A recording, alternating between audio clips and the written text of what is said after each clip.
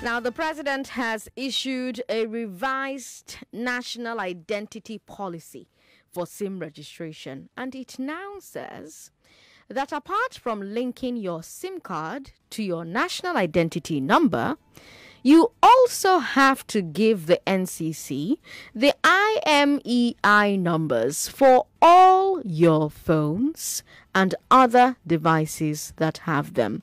Now, what's an IMEI number? It's like an identity number for your phone. Every phone has a unique one from the manufacturer. What does the government want the IMEI numbers for? They say they want them to help crack down on phone theft. Let me explain. Right now, your phone is connected to your telco's network. Stop calling me so that you can listen to what I have to say. Stop calling. Just calm down. Listen. Right now, your phone is connected to your telco's network through your SIM. Now, when your phone wants to talk to the network asks, "Who are you?" At that point, your phone gives the network the IMEI number to your SIM card. And your SIM card now sends both the IMEI number and its own SIM number to the network. Now, let's say that your phone gets stolen. If you know your IMEI number, you can give it to the police, and the police can give it to the telcos, and the police can say to the telcos, "Look, block this IMEI so that nobody can connect to your network using it." That's called blacklisting. Blacklisting an IMEI number. Or the police can tell the telcos, "Don't block it, but whenever somebody connects with this IMEI, let us know. Also, show us that person's phone number and SIM number so that we can catch the thief." So that's what can happen at the moment.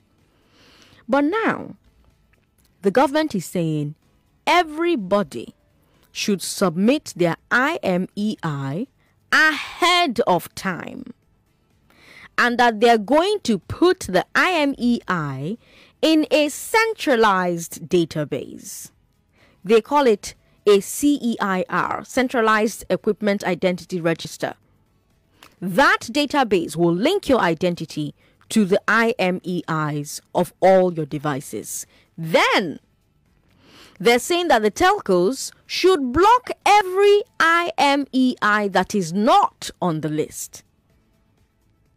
So now, instead of creating a blacklist of IMEIs for known stolen devices and blocking only them, government now wants to create a white list and block every other IMEI number.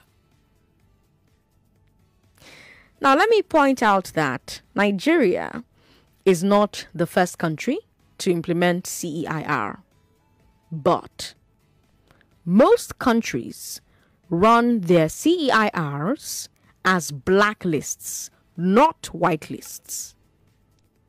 Basically, in most other countries, including the UK, for example, the government doesn't force everybody to put their IMEIs on the register.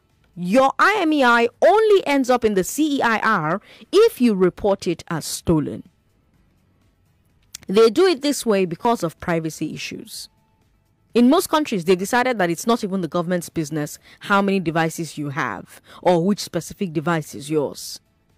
They're worried about the powers that this gives the government to snoop into private lives.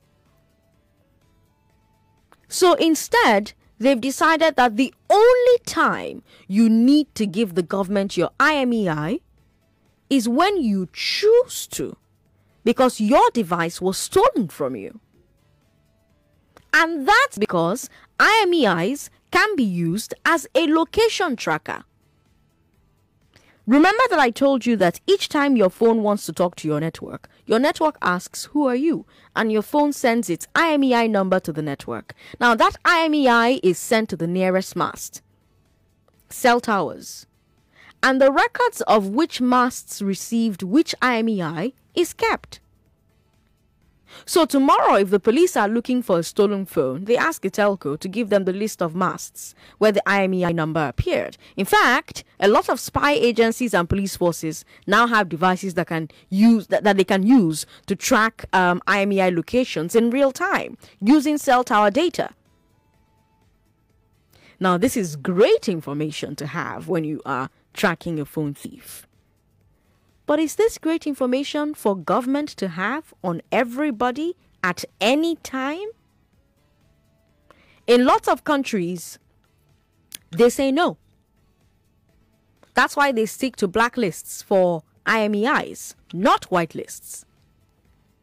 That way, if the government wants to trace somebody's phone and the phone is not reported stolen, they have to go to court, they have to get a search warrant. By the way, one country that has an IMEI whitelist is Saudi Arabia. Saudi Arabia routinely collects IMEI data from everybody.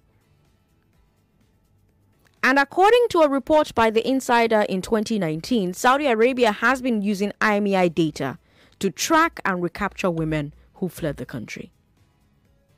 Yeah, that's right. It lets them trace women in another country.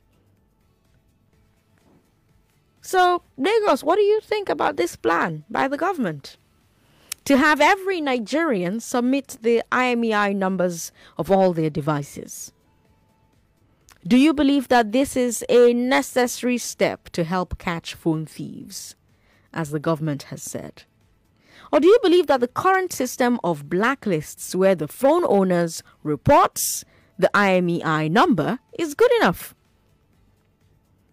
What do you think about the privacy concerns and the fact that IMEI numbers can be used to track people's locations internationally?